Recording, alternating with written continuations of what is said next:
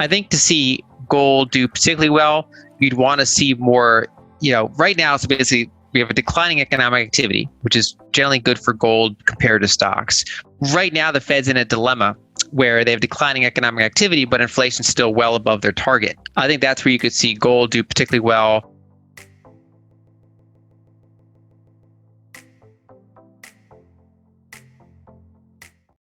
Well, we have been seeing a shift back to value and commodities in particular. That's been very strong. You've seen like a huge rotation from tech to energy, for example.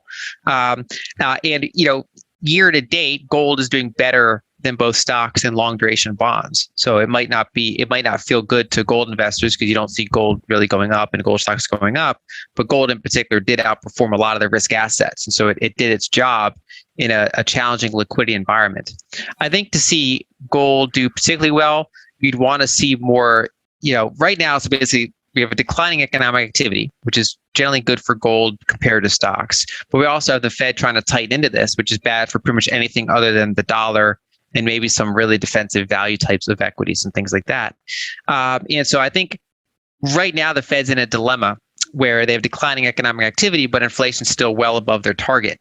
And so I think the regime shift would happen if they have to stop tightening due to declining economic activity while inflation's still high. I think that's where you could see gold do particularly well. Probably some of these other, Bitcoin probably do pretty well. Whereas anything that still faces margin pressure from rising wages or that faces supply chain problems from, say, China, those things would probably still continue to have some turbulence in that type of environment. Whereas the things that don't have to worry about profit margins, like hard monies, can do pretty well. If you were to look at gold and Bitcoin together, that's not really been a weak market over the past, any really decent time period, 3-year, 5-year, 10-year. If you have a little bit of both, gold does better in kind of risk-off environments. Bitcoin does better in risk-on environments. You don't worry about the market share dilution as much. I know that, for example, the folks over at Incrementum, they published the In Gold We Trust report. Yeah. I know they have it's like a fund that rebalances between, say, gold and Bitcoin, right? So they've kind of expanded their view of so I think, if you look at it in that lens, it's not really been that bad of a market for hard monies in general. So going into this year, my focus is generally on being diversified, but then tilting to whatever I think is more attractive. And so, I was kind of highlighting that as the Fed, stops their balance sheet expansion, as they try to tighten, as PMIs roll over, that's, rather defensive environment.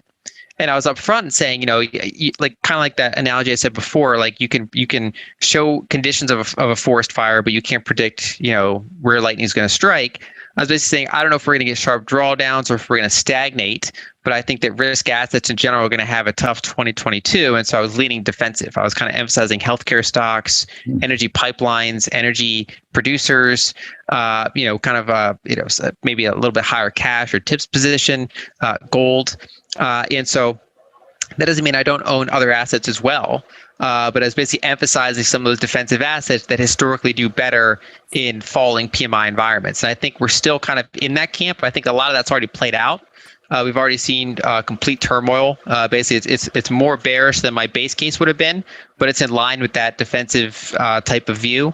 And I think that the further it plays out, the more we can go back and look at some of those other assets. So in general, any sort of tight commodity markets are not great for human flourishing. Right. I mean, obviously, you want an environment where supplies are very abundant. Whenever they're scarce, that can be really problematic, especially if the scarcity is due to supply side problems. So in the 2000s, obviously, you had a commodity bull market, but it was very much demand driven. Whereas, in the 70s and here in the 2020s, it's more supply driven. And so that's a very unpleasant environment for a lot of people. And so I continue to have a bearish view on. Basically, I'm kind of bullish social unrest, you could say, right? I'm bearish, peace, you could say. And that's unfortunate because obviously a lot of people suffer from that. I've made the recommendation to my subscribers, like in aside from the investments, to consider making sure, your personal life, that you are well stocked, right? That doesn't mean being a full-on prepper with your bomb shelter, but it means basically the supply chain is so lean. It's so, there's low inventory. There's, basically it's always like just in time delivery. And so it's kind of on households if they want to have some degree of margin of safety there and some degree of stockpile. And so I think this is an environment where you, in addition to managing your portfolio, you do have to manage your exposures to various things you might need over the next 3 to 6 months or 12 months, how much you expose you want to have. And so I am still very concerned with a lot of things we're seeing in markets. For a while, I've had the 1940s comparison where the 2020s were a lot like the 1940s in terms of fiscal and monetary policy, as well as social change, things like the fourth turning, wealth concentration, rising populism, there's so many things that were aligned. Well, so in the prior few years, we saw, one of the biggest ever liquidity injections into markets in history. And now we're seeing one of the biggest withdrawals of liquidity from markets in history. And so it's unsurprising to hear that there are rather extreme anecdotes happening, because we are seeing that show up in some of the numbers. I mean, the valuations that unprofitable tech stocks reached was comparable to the dot-com bubble. And the drawdown that many of them have had since then has also been comparable to the dot-com bubble. Back during the dot-com bubble, it was not like every sector was affected equally, right? I mean, there were a lot of the value sectors. I mean, they might have run into a few years of market turbulence, but they didn't have the extreme, price movements and liquidity movements that you saw in some of the tech names. And we've kind of seen a similar outcome this time, where what you see in tech and venture is like one of the biggest boom busts ever, whereas what we're seeing in many other industries is not nearly that extreme. And I think what's also adding to it is that we have a historic bond drawdown at the same time, whereas in most of these environments, you would have seen bonds do pretty well. And so a lot of investors have stocks and bonds, and they both went down. Russia had a lot of strong things going for it going into this, right? Like, as you point out, they have low debt, they have high foreign exchange reserves. Basically being a commodity exporter was really good going into this environment. And obviously they have some structural issues related to demographics, related to their levels of freedom and things like that. I think they could certainly use some reforms. But overall, I mean, they were pretty well positioned.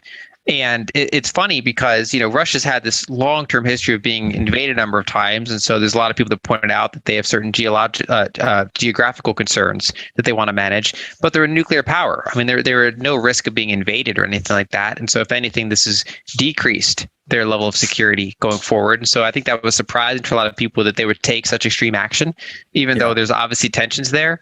And so, we'll see how this shakes out. Obviously, Russia has a lot of, they have a stronger hand than I think the West realized, because of course, Europe is very heavily reliant on Russian energy, and globally, I mean, fertilizer markets and nickel and basically there's so many commodities across the board that if you just took Russian outputs out of that equation, it'd be a catastrophe.